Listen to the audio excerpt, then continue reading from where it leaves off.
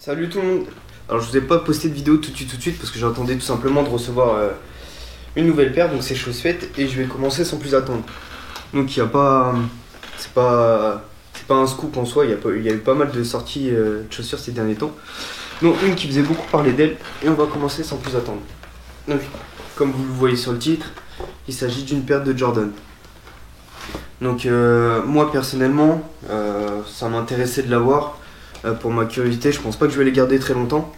C'est vraiment pour la chaîne en elle-même, puisque c'est une paire qui m'intéresse quand même, mais ça m'intéresse pas personnellement d'avoir un doublon parce que j'ai moi la paire originale. Donc il s'agit des Concorde. Donc moi personnellement j'ai déjà une paire de Concorde, une rétro plus ancienne que ça. Donc ça m'intéresse pas de garder celle-ci, même si elles sont neuves et que les miennes sont déjà portées, je les avais achetées déjà portées. Donc je préfère garder moi ma Concorde qui est plus ancienne et tout simplement c'est plus intéressant d'un point de vue collection et d'avoir une paire qui a presque 10 ans plutôt qu'une paire qui vient de sortir. Donc première chose que j'ai remarqué c'est que y a pas de grosse différence avec les anciennes. Il n'y a vraiment pas, que ce soit déjà dans les coloris c'est forcément la même puisque ça reste une Concorde. Après, d'un point de vue général de la chaussure, ça fait pas une grosse diff. On a les matériaux qui sont respectés, donc on a toujours la partie supérieure qui est en nylon, l'arrière qui est en cuir et la toe box qui est plastifiée qui fait tout le tour en noir laqué. Donc la seule petite différence à la limite que je trouve moi par rapport aux anciennes Concorde, c'est quelques petits détails qui sont un peu plus grossiers que sur les anciennes. Donc c'est pas alarmant, mais on voit que c'est le reproche qu'on peut faire à pas mal de Jordan restantes, c'est que la qualité est peut-être un peu en deçà des anciennes productions. J'entends par là qu'au niveau de la semelle, c'est un petit peu moins bien fini et je parle surtout de la partie en carbone qui est là. Donc sur les anciennes Concorde, là où ça faisait vraiment quelque chose d'authentique, du vrai carbone, là ça fait plus un espèce de plastique moulé que de la vraie fibre de carbone. Donc c'est un peu décevant, mais bon après ça reste une paire qui est relativement mythique, une paire que les gens aiment, que les gens veulent. Donc c'est pas un point rédhibitoire en soi, c'est juste un peu navrant. Après il y a la semelle ici qui a l'air d'être qui a pas l'air d'être de même facture que les anciennes, puisque là où sur les anciennes Concorde la semelle faisait vraiment presque transparente, Nike et Jordan on est habitué là sur les dernières sorties à avoir une semelle ici qui est limite bleu ciel, qui est très bleutée par rapport aux anciennes productions. Dans l'ensemble, la paire présente quand même bien, serait menti de dire que ça fait falche un peu. Après, dans la tenue, je sais pas si ça vaudra une ancienne Concorde, enfin une ancienne rétro. Ça après, moi je la porterai pas suffisamment pour avoir un retour objectif, mais de prime abord en tout cas, niveau qualité, ça a pas l'air d'être vilain. Donc c'est sûr qu'après la paire coûte 200€. Donc 200€ si on avait quelque chose d'un peu fatigué, ce serait un peu déplacé de la part de Nike de fournir une paire aussi chère pour une qualité qui est pas très bof. Mais c'est une paire qui est quand même vraiment belle en soi. C'est une paire qui est très jolie.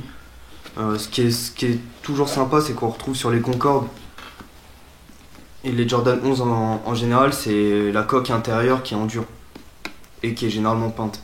Donc après, je sais que ça, c'est un détail de merde, mais moi, j'ai toujours bien kiffé. Donc là où sur certaines Jordan, vous avez soit simplement des boules en papier tassées, ou alors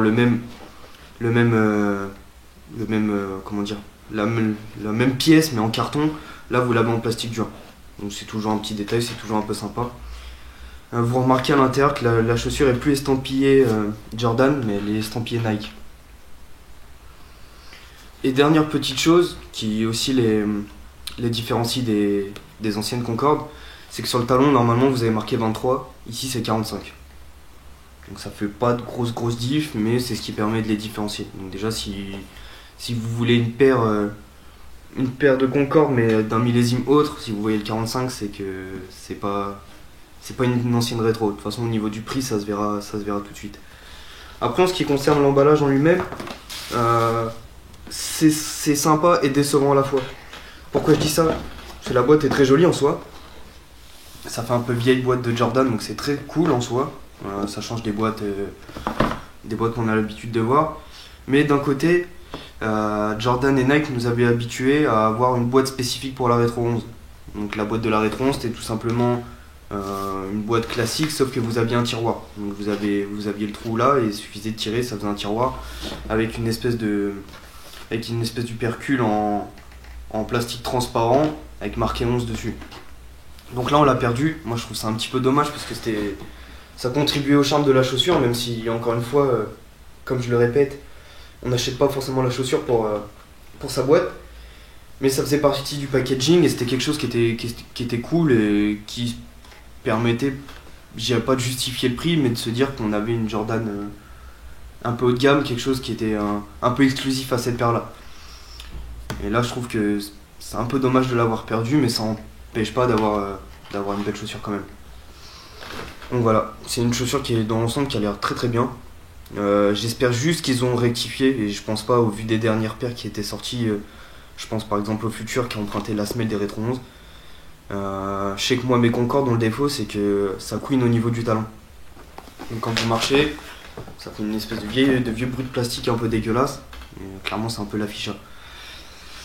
Donc ça je sais pas s'ils l'ont rectifié, je sais que sur des Futurs encore même qui étaient sortis il y a un an, il y avait encore ce problème là, sachant que ça empruntait la même semelle. Perso j'y crois pas trop. Mais bon. A vous de me faire un petit retour aussi dans les commentaires, si vous la roquez depuis plusieurs jours, si vous voyez des petits défauts, s'il y a des choses que j'ai oubliées. Donc globalement c'est une chaussure qui est bien, qui est un peu en deçà des anciennes productions de Concorde et de Retro 11 en général. Mais ça n'empêche pas que pour 200€, vous avez quand même une paire qui est relativement exclusive et qui est de bonne facture. Quand je vois des paires à 150€ qui sont moins bien finies, je me dis que ça me fait moins chier de lâcher 50€ de plus et avoir cette chaussure là. Donc voilà les amis, n'hésitez pas à me laisser un petit message, un petit commentaire, et j'y répondrai. Et j'ai encore une petite vidéo à vous poster, mais que j'attendais que Clément m'avait passé. Et j'attendais tout simplement moi de faire une vidéo propre avant de la poster. Donc voilà les amis, j'espère que ça vous a plu, n'hésitez pas à me laisser un petit commentaire, et je vous dis à la prochaine.